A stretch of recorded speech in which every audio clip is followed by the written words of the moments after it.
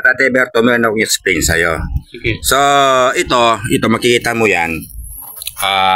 Di ba ito, kwanto gin, alak to, alak. Tapos ito, kahoy. No, kahoy. Yan, bato yan, di ba? Bato, no? Kapag meron lamok sa inyo, ang gagawin mo, ganyan pamamaraan ang gagawin mo. Anong gagawin ko? Anong gagawin mo dyan? Ganyan nga.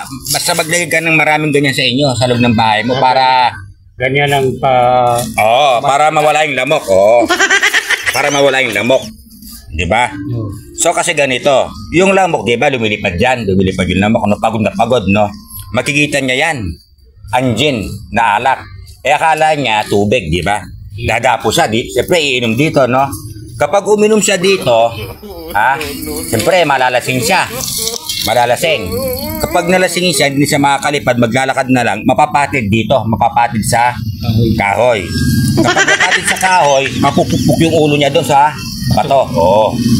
Mamamatay siya nun. Mamamatay siya nun. Ganyan ang gawin mo sa loob ng bahay mo. Mag-ano ka ng alak, kahoy at saka bato. Kasi inom yung lamok. Pag inom ng lamok, malalasing siya, mapapatid dito kasi maglalakad yun eh. Kapag... hindi na makakalipad, di ba? Lasing na eh. Lasing na. Ngayon, kapag nalasing na, napatid dito, yung ulo niya... Mapupukpuk yan sa katok. Yun. Ganun lang, di ba? Ganun lang yung pamamaraan, Tatay Berto, sa mga lamok. Alam mo na yan.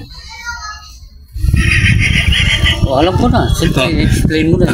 Ganyan. Kaya mamayang gabi, ganyan ang gawin mo sa loob ng bahay mo. Wala akong pambili ng alak eh. Akong bahala nga. Sige. Akong bahala sa alak. Kita mamayang gabi. Hindi, ngayon na. Kasi mamaya. Hindi pa gabi. Gusto ko nga ngayon kasi kung mamaya pa, baka inumin mo lang, malalasing ka pa. Ikaw pa yung... ikaw pa yung mapapatid sa ano, di ba? Mapapatid sa kahoy. Malalasing ka, no? Di ba? Sige. Kaya dapat wise din tayo, wise. Paminsan-minsan, di ba?